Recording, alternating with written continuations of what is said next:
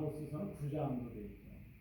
내용을 크게 두 부분으로 나누면 1장부터 6장까지의 내용은 하나님께서 선지자 아모스를 부르셔서 그를 통해서 이스라엘 백성들의 죄악을 폭로하게 하시는 그런 내용이 기록됩니다. 하나님의 경고의 말씀을 들은 이 이스라엘 백성들이 회개하지 않습니다. 그렇게 되니까 다시 하나님께서 이제 7장부터 9장의 내용은 아모스에게 5가지의 환상을 보여주십니다. 그 환상은 이스라엘 백성에 대한 하나님의 심판의 환상입니다. 심판을 선언하시는 그런 내용입니다. 오늘 7장 말씀해 보면 그 7장 후반에 7장부터 9장에 나타나는 5가지의 환상 중에서 3가지 환상이 나타납니다. 아모스가 하나님께서 보여주시는 하나님의 심판의 3가지 환상을 봅니다. 첫째, 둘째 환상은 그것이죠. 1절부터 9절의 내용이 이 내용입니다. 이제 왕을 위한 추수가 끝이 나고 백성들을 위해서 백성들을 위한 곡식이 싹이 나기 시작할 때에 황충, 이 메뚜기 떼가 휩쓸고 지나가는 그런 환상입니다. 겨우 싹이 났는데 그 메뚜기 떼가 다 그것을 갉아먹는 것이죠. 그러니까 거둘 것이 없게 하시는 하나님의 심판의 환상입니다. 두 번째는 불이 바다와 육지를 삼켜버리는 그런 환상입니다. 자, 이 환상을 본 아모스가 하나님 앞에서 이스라엘 백성을 향해서 중보하며 기도합니다. 하나님께서 이 아모스의 기도를 들으셨습니다. 그리고 뜻을 돌이키셔서 심판을 내리지 아니하십니다. 그런데 이 두 환상의 경고를 받았음에도 불구하고 이스라엘은 회개하지 아니하고 하나님께로 돌아올 줄 모릅니다.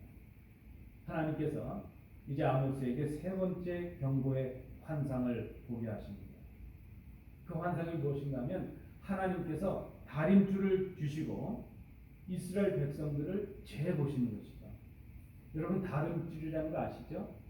집을 짓거나 이럴 때 기둥이 반듯하게 서는가 하는 걸 알기 위해서 줄 끝에다가 무거운 줄을 달아서 이렇게 대보는 것이죠. 그러면 그 주가 기둥이 바로 섰는지 아닌지 하는 것을 이제 측량할 수 있는 그런 도구이죠. 담을 쌀 때도 그것을 이렇게 대보죠.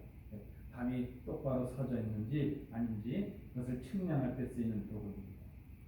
하나님께서 당신의 백성으로 택하신 이스라엘 백성들에게 친히 그 다림줄을 대시고 그들의 행위와 삶을 측량하신다는 것입니다. 그들의 삶이 바른지 아닌지 하나님께서 측량을 하셨습니다. 그리고 말씀을 하십니다. 아모스를 통해서 말씀하시죠. 다시는 이스라엘을 용서하지 않으시겠다 이렇게 말씀을 하십니다. 아모스는 하나님의 말씀을 가감없이 백성들에게 선포합니다. 여러분 그때나 지금이나 하나님의 말씀이 선포되어도 하나님의 말씀이 다 받아들여지는 것은 아닙니다. 그때도 그렇고 지금도 그렇습니다. 우리가 그런 시대를 살아가고 있습니다. 오히려 하나님의 말씀을 들은 백성들이 회개하고 하나님께로 돌아오지 않습니다.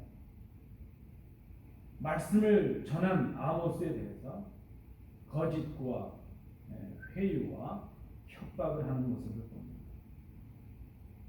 하나님의 말씀을 전한 그 선지자에게 돌아온 처분이었습니다. 여러분 우리 복음서 혹은 선지서 혹은 서신서에 나타나는 얼마나 많은 믿음의 선배들, 하나님의 일꾼들이 하나님의 말씀을 전하면서도 고난과 고통을 받았는지 모릅니다. 아모스는 이제 선택의 기로에 서게 되었습니다.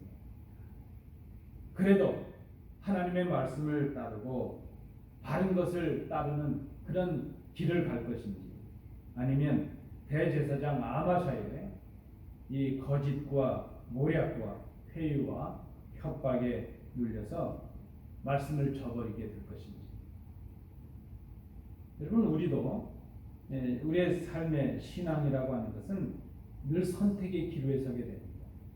우리 삶도 그러하죠. 우리는 늘 순간순간 무엇인가를 결정하고 선택해야 되는 그런 선택의 기로에 설 수밖에 없습니다. 우리가 그때에 원천적으로 물어야 될 질문은 그것이죠. 하나님의 말씀을 따라 살 것인가?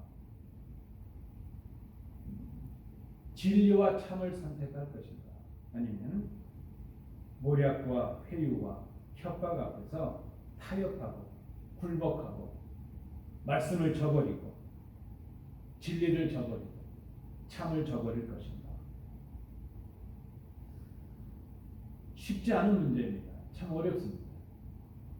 어떻게 우리가 이 세상을 살아가면서 세상의 그 도전과 방해와 그 모략과 회유와 그 협박을 물리치고 하나님께서 우리에게 주셨던 그 믿음을 지켜나갈 수 있을까? 오늘 본문에서 우리는 이 아모스 선지자를 통해서 배우게 됩니다. 아모스는 모략과 회유와 협박, 그 도전과 방해 앞에서 참 믿음을 지키는, 말씀을 따라 승리하는 믿음을 우리에게 보여줍니다. 오늘 우리가 이 아모스를 통해서 그 믿음을 배울 수 있기를 원합니다. 첫 번째 우리가 아모스에게서 배우는 승리하는 믿음은 10절 11절을 참조해 주시기 바랍니다.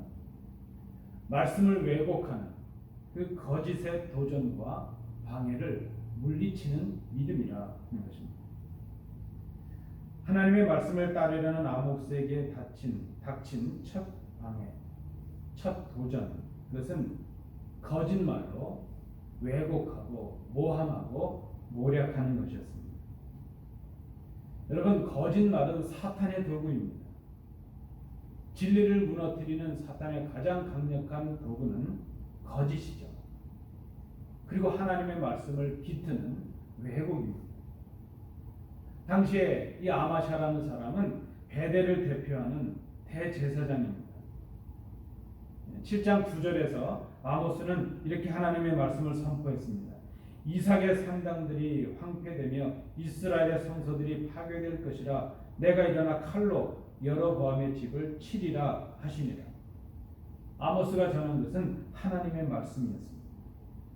하나님께서 다림줄로 측량하신 결과, 이스라엘을 측량하신 결과 바른 건축물이 아닌 것이죠. 부실 건축물로 판정이 되어서 그 타락한 종교, 타락한 성소, 부패한 왕조, 타락한 제사, 타락한 예배, 그것을 총체적으로 여로보암의 집이라 그렇게 이름을 붙였습니다. 산당은 우상을 섬기는 혼합 종교의 온상이 되었습니다. 하나님께 제사하던 그 성소도 우상을 겸하여 섬기는 웃음거리로 전락이 되고 말았습니다. 하나님께 제사하는 곳들이 파괴가 되었다는 것은 결국 왕조의 몰락으로 이어지는 것을 봅니다. 여로보암의 집, 그 멸망, 구체적으로 여로보암 2세, 그 개인의 집을 말하는 것이 아니라 전체 이스라엘 백성들의 몰락을 말하는 것이죠. 이스라엘 왕조의 몰락을 말하는 것입니다. 그것은 이스라엘의 멸망을 의미합니다. 하나님의 심판으로 인해서 이스라엘이 멸망을 당하게 된 것입니다. 자, 아모스가 바로 이 하나님의 말씀을 전합니다. 그런데 이 아마샤라는 사람이, 당시의 베델의 이 대제사장이 왕에게 거짓말로 아모스를 고발을 합니다. 왕을 향하여 모반을 꾸미고 있다, 이렇게 말하는 것이죠. 아모스는 하나님의 말씀을 전했는데 이 아마샤는 거짓말로 그것을 왜곡을 합니다. 우리가 살아가면서 이런 일을 많이 당하죠. 특별히 지도자들이 많이 당하는 일들 중에 하나도 바로 그것입니다. 거짓말로 왜곡을 하게 되죠. 아마샤의 말이 어떠합니까? 이스라엘 족속 중에 아모스가 왕을 모반하나니 그 모든 말을 이 땅이 견딜 수 없나이다. 아모스가 말하기를 여로보암은 칼에 죽겠고 이스라엘은 반드시 사로잡혀 그 땅에서 떠나겠다 하나이다. 성경을 잘 보시면 아모스는 여로보암이 칼에 죽겠다 그렇게 말하지 않았습니다. 여로보암의 집을 하나님께서 치실 것이라 그렇게 말씀을 전했죠. 그런데 아마샤는 이 말을 바꾸어서 여로보암이 칼에 죽겠다, 아모스가 그렇게 말했다는 것입니다. 그 말을 지금 왕 여로보암에게 하고 있는 것이죠. 우리가 역사를 보면요, 실제로 여로보암은 자기의 그 생명의 연수를, 천수를 다 하고 죽었습니다. 아마샤의 더 결정적인 왜곡과 변조가 무엇입니까? 아모스는 이 말씀을 선포하면서 여호와께서 내게 이르시되 하나님이 이 말씀을 전하라 하신다, 하나님의 말씀이라 하는 것을 말합니다.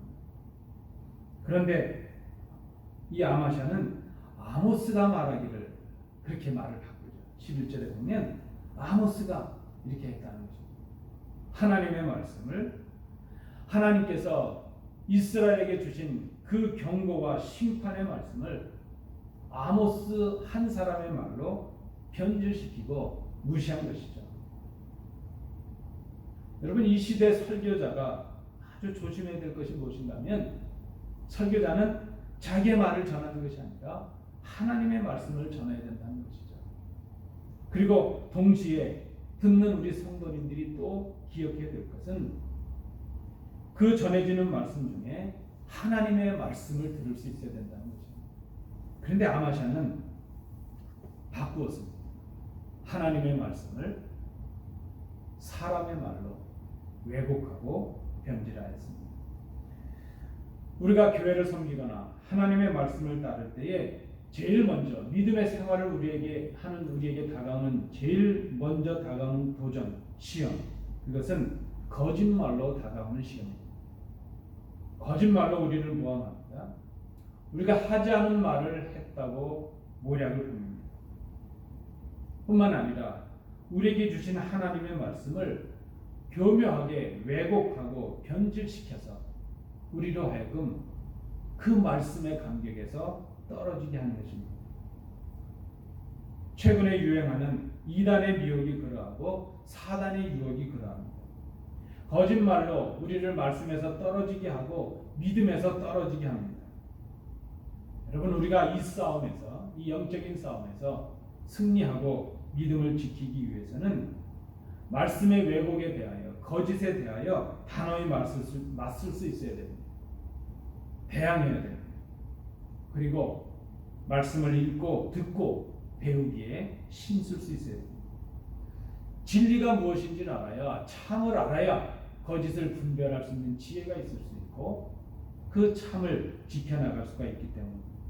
그때 우리가 하나님의 말씀대로 정확하게 분별하고 순종하는 믿음의 삶을 살아갈 수 있기 때문입니다.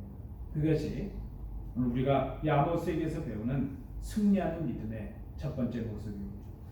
두 번째, 오늘 우리가 아모스를 통해서 또 배우는 그 믿음의 모습은 12절, 14절, 15절을 참조해 주십시오.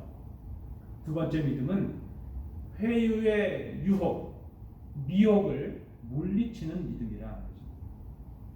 내용을 한번 보실까요?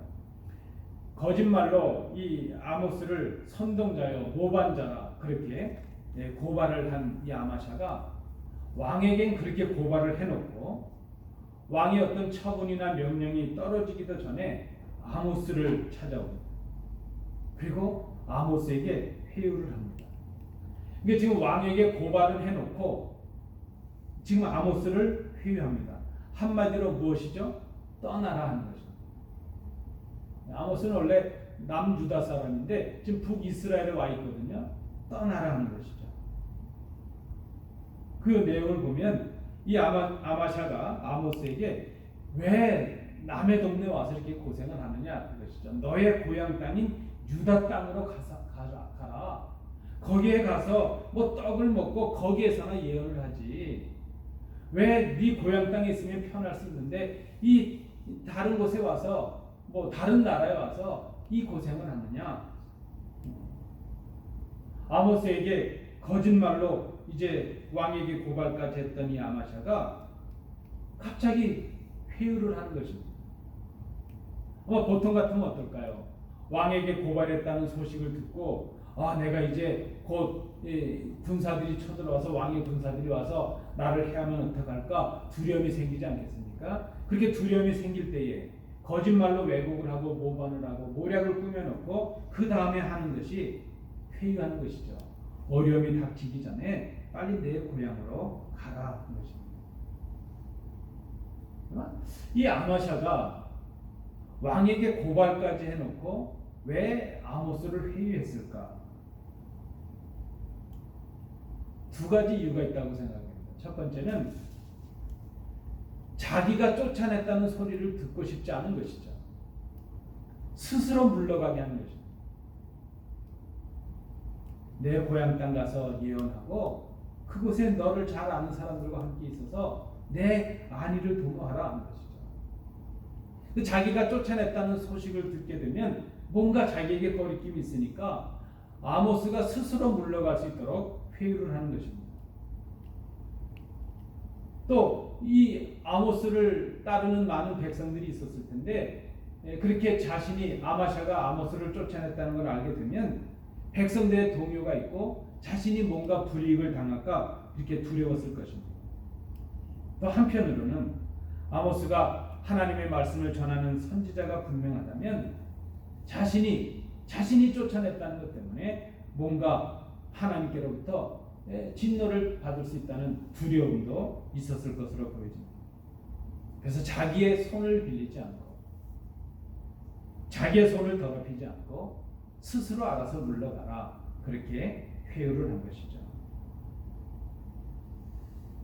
그래서 지금 마치 왕에겐 가서 고발을 해놓고도 그저 생각하는 것처럼 선심을 베푸는 것처럼 호의를 베푸는 것처럼 그렇게 안위를 생각하며 지금 아모스를 회유하고 있습니다.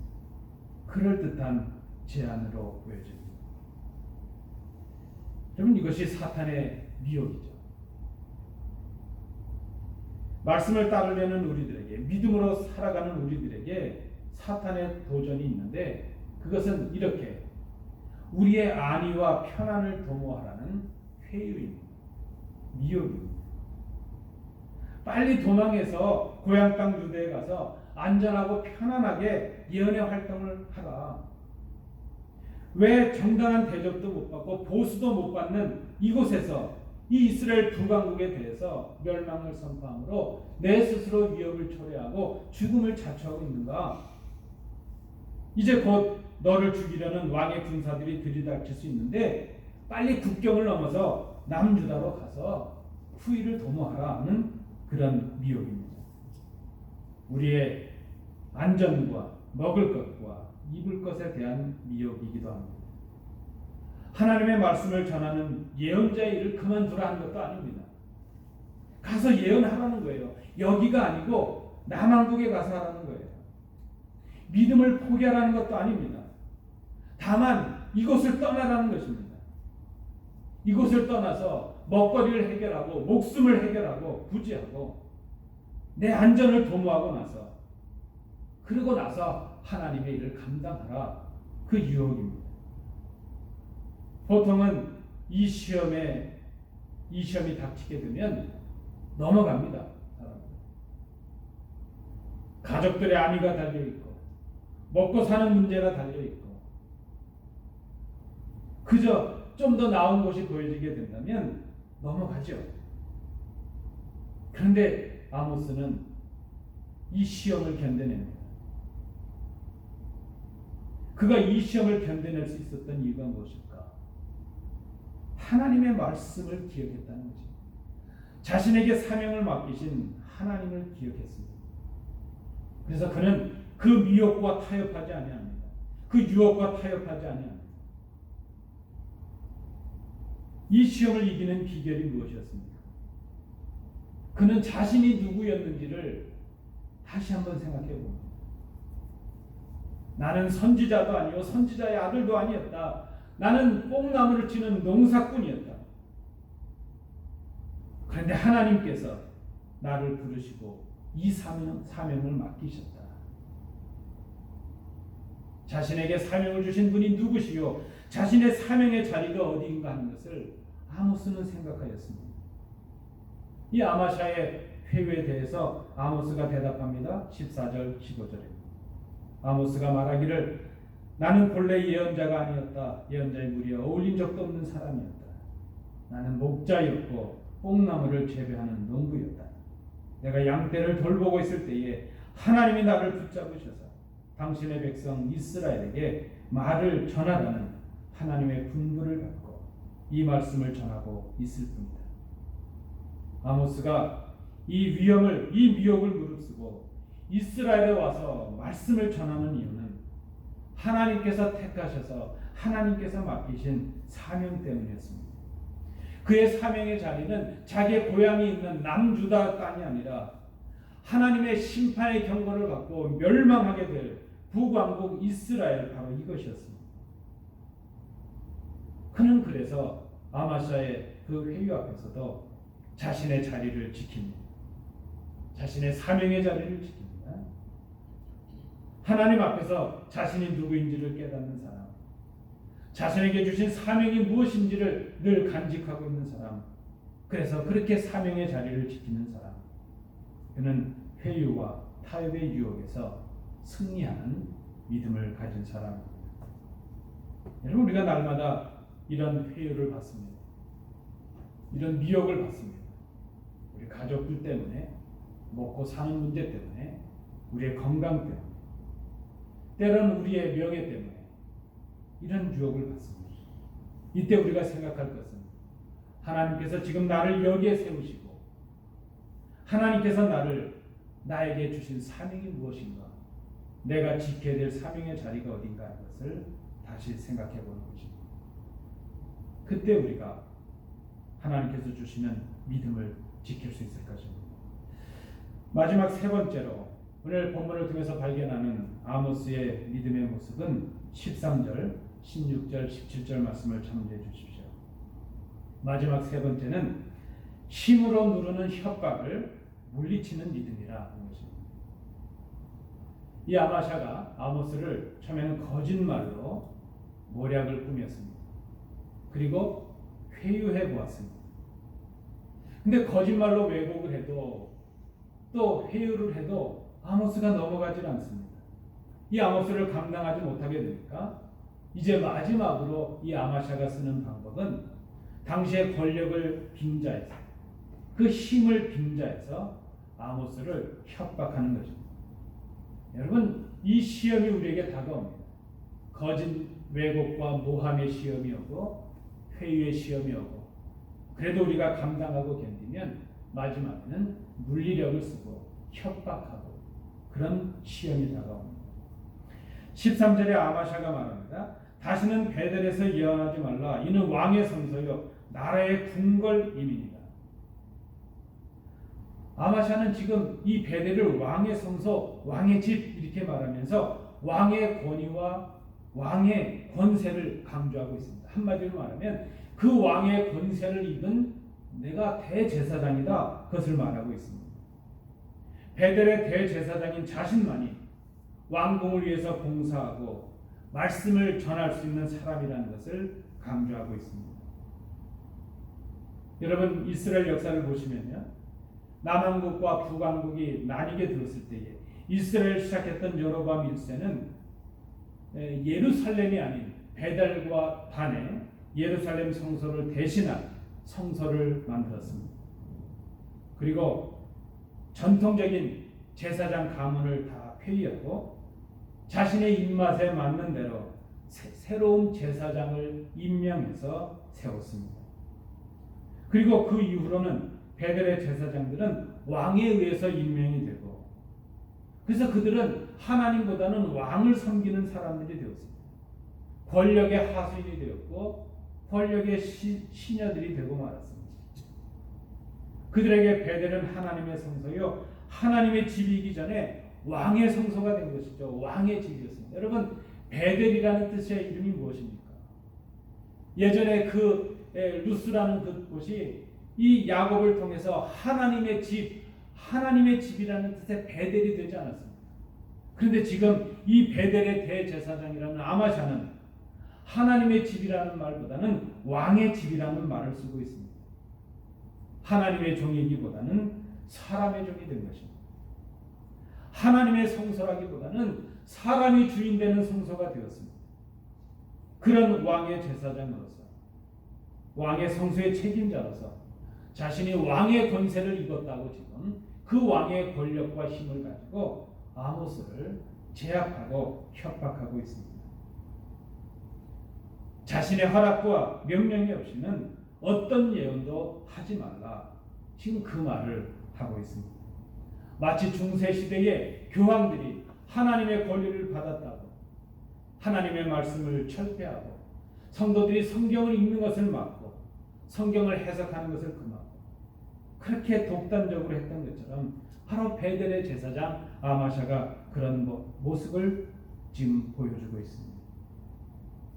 하나님의 말씀을 순종하고 믿음으로 살아가는 우리에게 주어지는 도전과 시험의 마지막 단계는 권력과 힘으로 우리를 억누르고 협박하고 핍박하는 것입니다.